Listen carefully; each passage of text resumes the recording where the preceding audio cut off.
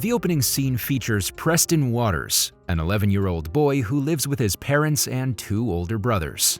Preston is constantly bothered by his 16-year-old brother, Damien, and his 15-year-old brother, Ralph. It appears that they have recently taken over his bedroom to store a computer system for their small business. Fred, their working father, also supports his older sons while asking the youngest to compromise. Preston is unhappy with the way he's treated, but he's powerless to change anything. Later, Preston goes to the Cliffside Fun Park to celebrate the birthday of a friend named Butch. However, he can only afford the kiddie rides, unlike his friends, because his father only gave him $10. The kids make fun of him because he doesn't have enough money. Preston's family is not impoverished, but his father is frugal with money and wants his children to learn how to save money. The following morning, Preston's older brothers leave for the baseball game. Preston wishes to join them as well, but he lacks the funds to purchase the necessary tickets. Fred explains the importance of saving if he wants to have fun, but the kid claims he can't save because he doesn't work. Following this, his mother hands him an envelope which appears to be his grandmother's advanced birthday gift. Upon opening it, he finds a blank check. Unaware, Preston believes it's useless because there's no amount written. His father then fills the amount with $11, which he considers to be a reasonable amount. When the boy expresses his dissatisfaction, his father claims that the money will grow to $1 million with proper interest. That night, Preston tests the theory on his computer and discovers that his $11 will take at least 300,000 years to grow into $1 million. This makes him sad, thinking he will never be a millionaire in his life. Regardless, he lists his wish of having his own home and the removal of his older brothers from his room.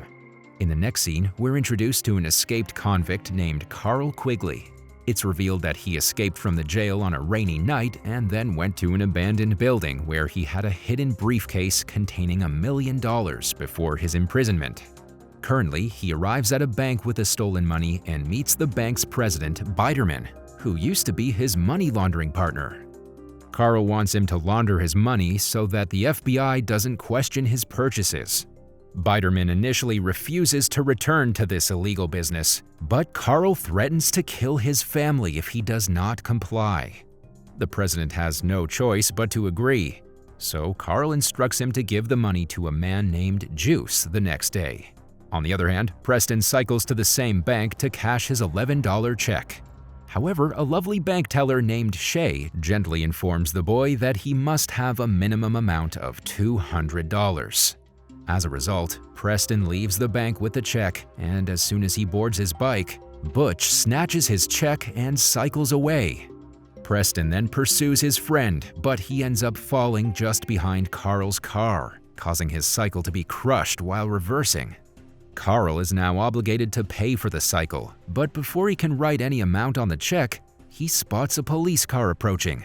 So he hastily hands a signed blank check to the kid and flees the scene. Preston returns home with his broken cycle, only to be chastised by his father. In addition, he is grounded for not caring for his belongings, but he does not tell his parents about the earlier incident. Upon going to his room, he uses his computer to fill out the check amount to $1 million and writes a random name on it.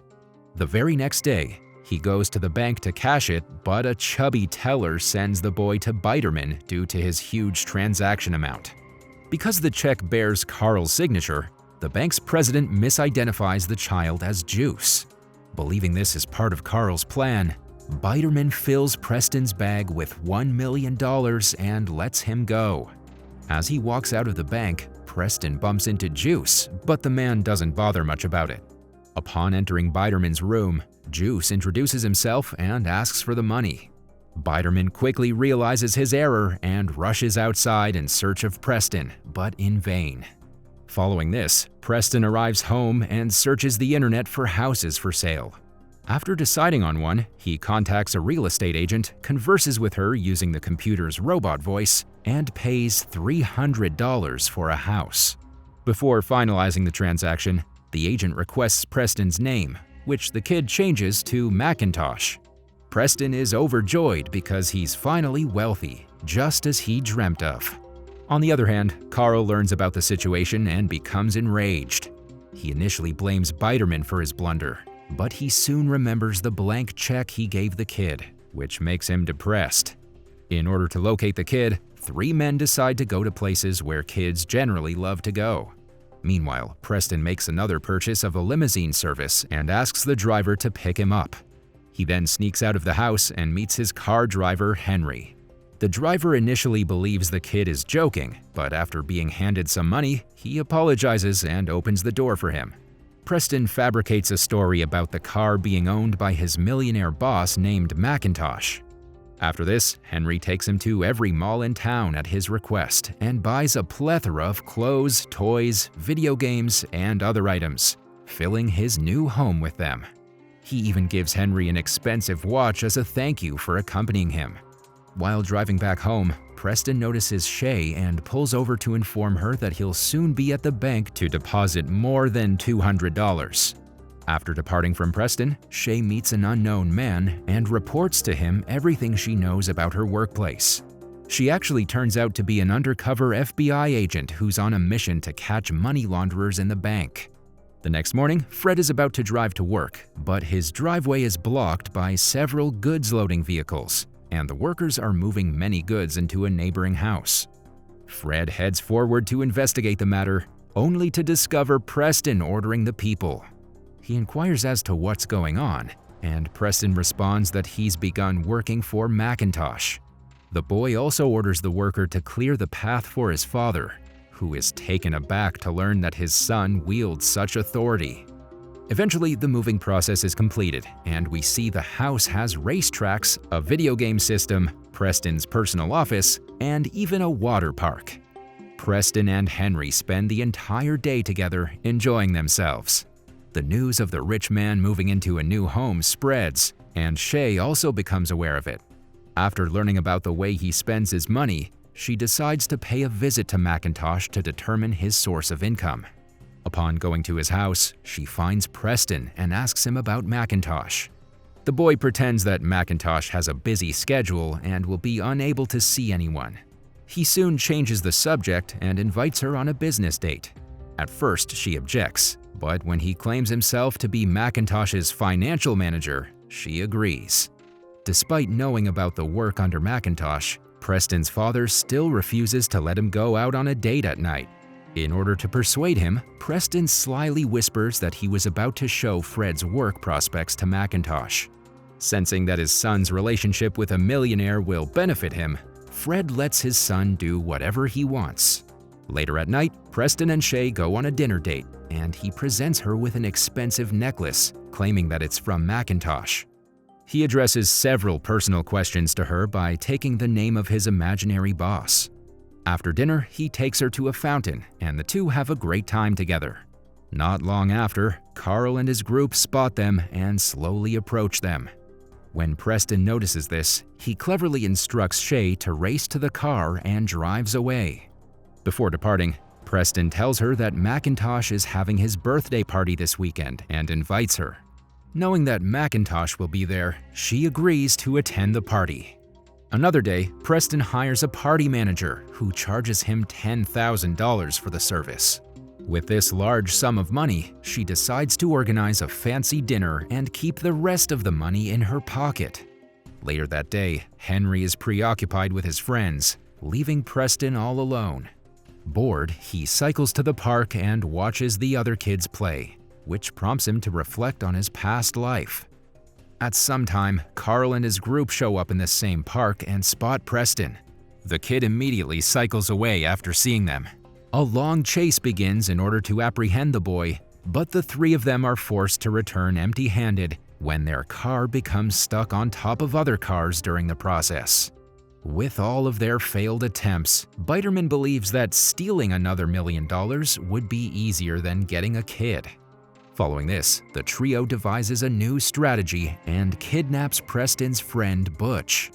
They force him to reveal Preston's name and address while holding him on the roof of a building.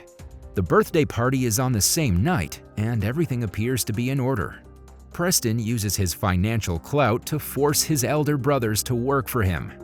When his brothers learn about Shay, they address her as a gold digger, saying that she is with Preston only for the money.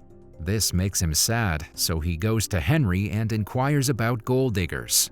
Coincidentally, Henry also confirms that some of his friends are with him only for his money, which makes Preston even sadder. Elsewhere, Shay and her team learn that McIntosh has no past records, leading them to deduce that he's a criminal attempting to conceal his identity. They then decide to apprehend the man tonight. Later in the party, the manager presents Preston with the party planning bill and cost, which totals $100,000, leaving him in shock. Preston goes to his room to check his balance, only to learn that he only has $332 left and that he cannot pay the manager what he owes for the party.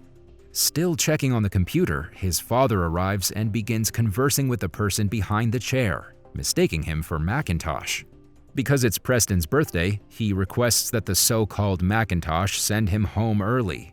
He spends some time talking about his son, admitting how he puts pressure on him and does not listen to him.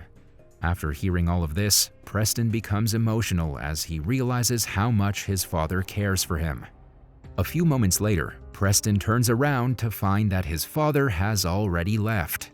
He then goes in search of Henry, only to discover that he has left as well. Convinced of the gold digger thing, Preston gets upset and decides to end the party. He also informs the party manager that McIntosh is missing, which means that she will not be paid. Furious, the party manager makes a scene and orders everyone to leave as the party is over. After all of this, Preston is seen sitting alone in the house when he hears a bell ring. Thinking that it's Henry, he opens the door, but it's 3 thugs. When Carl demands his money, Preston scaredly reveals the truth. However, the man does not believe he spent $1 million in just 6 days. Just then, Biderman summons Carl for a private conversation and suggests that he take over the name McIntosh in order to inherit the new life just like he desired. While they're conversing, Preston sees this as his opportunity and begins running away.